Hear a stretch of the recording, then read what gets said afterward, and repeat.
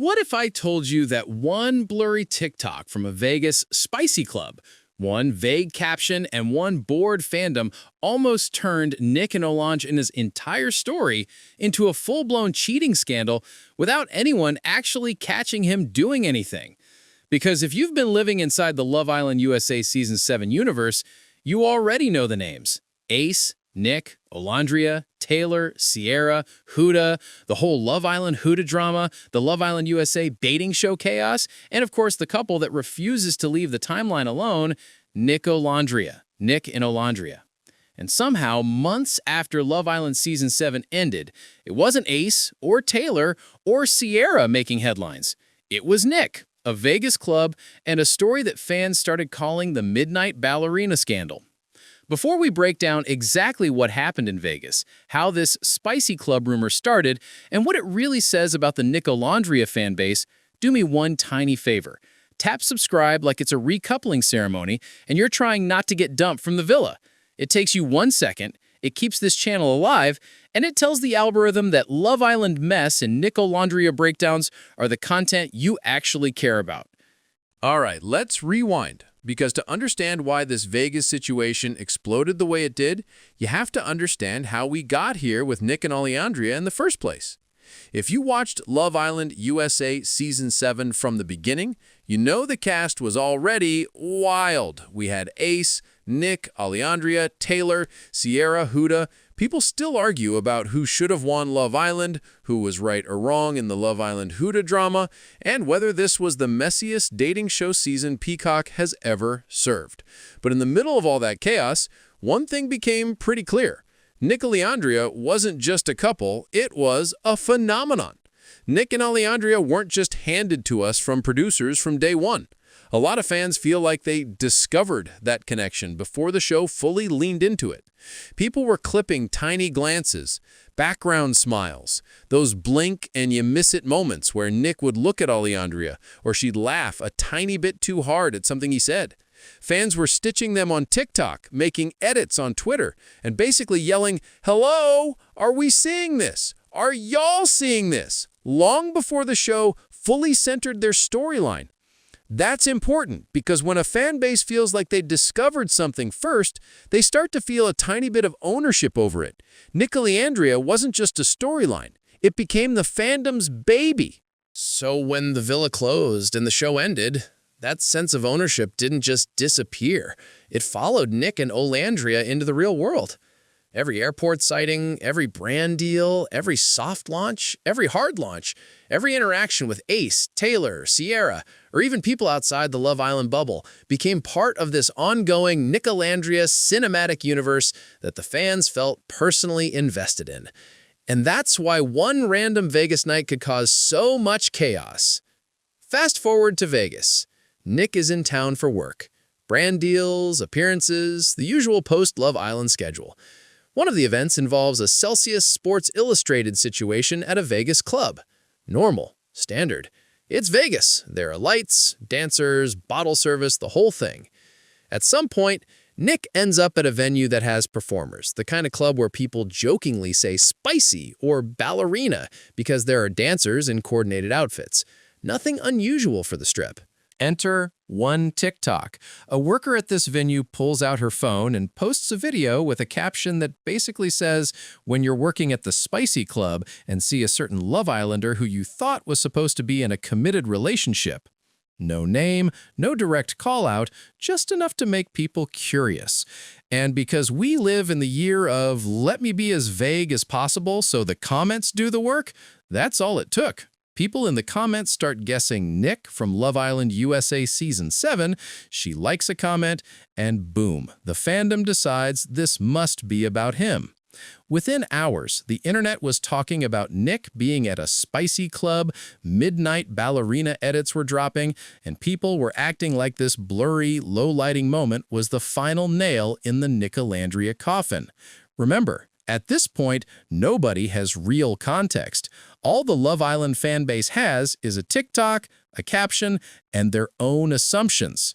But because this is a fandom that watched every small villa interaction like it was evidence in a trial, of course they were going to treat this like Exhibit A. And that's where it gets interesting. Because the more information came out, the more it started to look like the story wasn't really about Nick doing something outrageous. It was about someone realizing how easy it is to farm clout off a Love Island couple. Behind the scenes, there were text messages. The dancer, according to screenshots that later surfaced, messages a friend saying she saw Nick at the club. But here's the important part. In those same texts, she allegedly says Nick was a good boy, that he turned her down, that he wasn't getting dances, wasn't trying to hook up, wasn't sneaking off into some hidden corner. In other words, the reality was pretty boring. He was at a club, existing. That's it. But boring doesn't go viral. So the story gets shaped. The friend encourages her to make a TikTok, to hint at a Love Islander in a relationship, to let the comments run wild. It's the perfect storm. Vague enough to avoid direct responsibility, spicy enough to trigger a fan base that lives on screenshots and speculation. And when those texts later ended up in the hands of a content creator, and the friend showed up on live streams admitting they thought this would be funny and viral, it became crystal clear. This was never about some huge cheating scandal. It was about attention. Think about how this works in the algorithm era. You don't even have to lie outright. You can just say, when you see a certain reality star in your club, and let the internet fill in the blanks with the worst possible scenario. The person posting gets numbers, the fan base gets chaos, and Nick gets turned into the main character of a story that didn't really happen the way people imagined. But while all of that was unfolding behind the scenes, the Nicolandria fanbase was already in full detective mode. Reddit threads, TikTok analysis, Twitter/X threads with 12 screenshots in a row. People were zooming into grainy images, circling random heads in the background, matching shirts, comparing timestamps, and acting like they were solving a crime. For some fans, this wasn't just drama, it was a project. This is where parasocial relationships really kick in. A parasocial relationship is basically when you feel like you know someone, a creator, a couple, a Love Island contestant, even though they have no idea who you are. It's not automatically bad. It's human to feel familiar with people you watch every day. But when it gets unhealthy, you start to feel responsible for their relationship or entitled to every detail. You decide it's your job to protect Olandria or to expose Nick, even though you've never sat with either of them in real life for more than 5 seconds at a meet and greet. So suddenly, this Vegas story becomes less Nick went to a club and more we have to figure out whether Nick embarrassed Olandria and whether Nick Olandria is fake.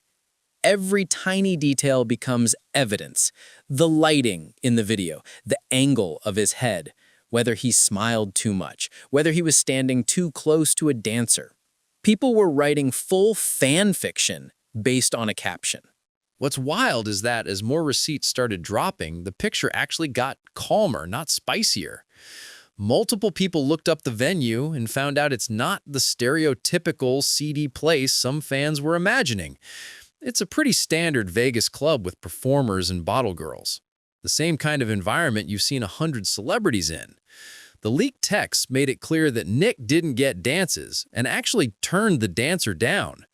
The friend who encouraged the video admitted it was mostly for virality.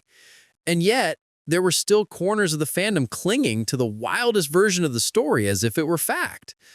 Why? Because sometimes people like the messy version better. If you already decided Nick is the walking red flag, then this story fits perfectly into your internal playlist of reasons he doesn't deserve Olandria. If you're bored now that Love Island Season 7 is over and the dating show chaos has calmed down, then a spicy club rumor gives you something to talk about again. And if you're a creator who thrives on hot takes, saying, oh, it's nothing, doesn't get you views. Saying Nicolandria might be over after Vegas does. That's the thing about the internet. Calm, nuanced explanations almost never go viral. Outrage does. Mystery does. A Midnight Ballerina storyline does. So even when the evidence is like, hey, actually, this isn't that deep, people who are emotionally invested in Nicolandria as a story have to make a choice. Do they update their beliefs? Or do they ignore the receipts and keep the more dramatic version because it feels more satisfying? Before we go deeper into that, quick reminder, if you're still here, clearly you care about Love Island, Ace, Nicolandria, Nick, Olandria, Taylor, Cierra, Huda, and all the behind-the-scenes nonsense that happens after the villa. So hit subscribe. Don't be that person who lurks in the fan base like a secret bombshell on the daybed. Join the family officially. It's free, unlike bottle service in Vegas. All right, back to the part that matters. What does this actually say about us as viewers? On paper, this story is simple. Nick went to Vegas for work. He ended up at a club with dancers as part of an event. A worker saw him, decided it could be content, and someone in that circle encouraged her to post something that framed it in the most dramatic way possible. The fan base, already primed to see any move as a sign that Nicolandria is either soulmates or doomed, did the rest. Then evidence came out showing he wasn't doing the scandalous thing people imagined. The end. But emotionally, it's about something bigger. The way reality TV couples stop being people and start being storylines that we think we're allowed to rewrite whenever we want. We forget that Love Island is literally a dating show. It puts people in a villa, gives them challenges and recouplings and eliminations, and edits everything into a storyline that fits a season. When the finale ends, those contestants don't stop being people and poof into fictional characters. They go back to their real lives. They go to work events. They go to clubs. They go to birthday dinners. They have arguments we never see and inside jokes we never hear. But for a big chunk of the fan base, the show never really ends. Every move Nick and Olandria make becomes season 7.5. That's how you get fans saying things like, if he really loved her, he would never set foot in a club like that. Or if she really respected herself, she'd break up with him over this. And I'm like, you don't even know what agreements they have in their relationship. You don't know what they talk about at 3 a.m. You don't know what they consider a boundary versus what they consider normal. You know what you saw in a produced environment and what you see through a phone screen. That's it. There's a huge difference between healthy fandom and unhealthy obsession.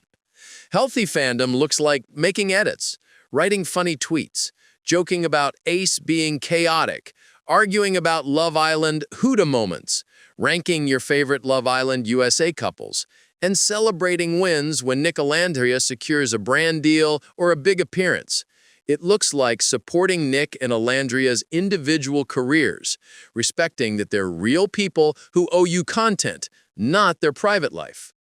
Unhealthy fandom looks like tracking locations, zooming in to strangers in the background, hoping for a scandal, and feeling genuinely angry that Nick and Olandria might be fine after all. It looks like celebrating the idea of someone getting hurt because you think it makes better content. It looks like acting like a detective for a case that doesn't belong to you. And the wildest part? Through all of this, Nick and Olandria have stayed quiet. No sit-down, no notes app apology, no clearing the air video. Nothing. And honestly, that silence might be the healthiest part of this whole story. Because what exactly are they supposed to address? Hey guys, I went to a club for a work event, didn't do anything weird, and someone online decided to exaggerate it for views. Sometimes choosing not to feed the drama is the strongest answer. So, did Vegas expose Nick? Or did it expose us? It exposed how fast we're willing to believe the worst about someone we supposedly support. It exposed how easily one vague TikTok can become proof when a fan base is already emotionally charged. It exposed how much some corners of the Love Island fandom, not all, but some, are more interested in chaos than truth. And it exposed how fragile parasocial relationships can be when the people on screen don't act exactly the way we scripted in our heads. If you're watching this and you found yourself spiraling during the Midnight Ballerina saga, this isn't about guilt. It's about awareness.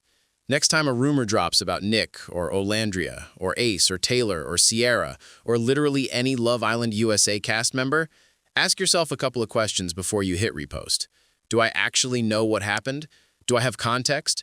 Or am I just choosing the most dramatic version because it's entertaining? And would I want millions of people doing the same thing to me over one night out captured from one angle? Because at the end of the day, Nick Olandria isn't a group project. Nick and Olandria don't need all of us to investigate every location pin and every club lighting change. They're two adults from a dating show trying to make a relationship work. And if you really like them, the best thing you can do is support them without acting like security cameras.